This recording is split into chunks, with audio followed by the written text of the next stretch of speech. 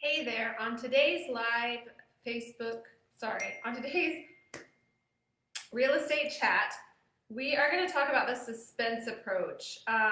There is what's called the suspense approach. It's an approach to accepting offers and the timing of accepting offers. It's being used more and more in our current real estate market due to the nature of the market, the fact that there is low inventory and high demand and there's a lot of offers coming in. This is something that is being used to help both buyers and sellers in this market and really has advantages for both. So what you need to know, what it is it's when you post a listing and in the listing it says, maybe the listing goes live on Thursday and it says we will accept offers until 5 p.m. Sunday and we will let everybody know the response or the decision of the sellers by noon on Monday or whatever the dates obviously can change. But basically a deadline for submitting offers is put in the listing up front with a time to expect the response for everybody who did put in the offer. So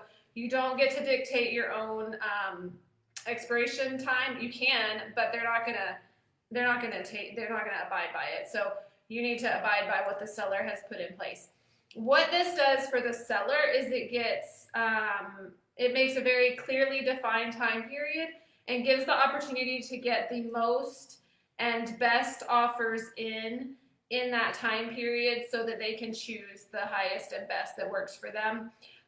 So it gives them a better chance instead of having one offer come in Thursday night that expires Friday afternoon, another come in Friday morning that expires Friday night, another come in Friday night that expires, so instead of them being staggered, they're going to get all the offers at one point in time. They're going to be able to compare everything and make the choice that works best for them. And they're more likely to get more offers, or you as a seller would be more likely to get more offers on the table at the same time to compare, rather than just waiting for them to come in on their own timing.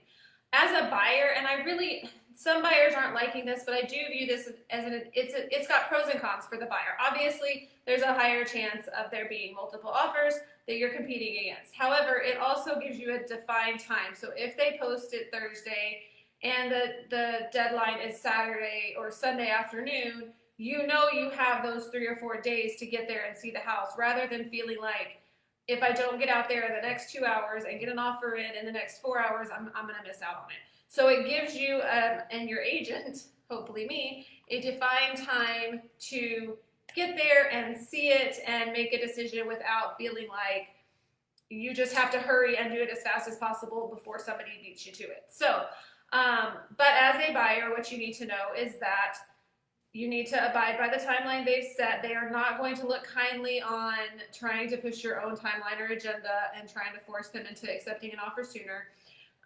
And you need to submit your highest and best. They are expecting multiple offers. They're not going to negotiate. They're not going to counter in these situations most of the time, unless there ends up not being multiple offers. Most of the time, they're going to accept the best offer as written. So you need to submit the best offer you're willing to submit for that property and not count on there being any kind of negotiation in there. And you also need to be prepared to wait and not make any other offers. So again, if the house is listed Thursday, the deadline's Sunday afternoon, you might not want to put an offer in Thursday night because you won't be able to put in any other offers until that response comes back. You might want to hold off, prepare to make an offer, but wait until Saturday evening or Sunday morning to actually submit the offer in case you see something else you like better that has different terms. So just keep that in mind, is that if there is that offer in there pending, you can't make other offers at the same time. But it does give you a little more wiggle room in getting out there to see it. So hopefully that is helpful. And yeah, if you're a seller, definitely consider using this approach right now. It doesn't work in slower markets, but it works really well in our current market. So if you have any other questions that I didn't answer or that came up in this video, let me know and I'm happy to help. Send me a message or an email. Have a great rest of your week.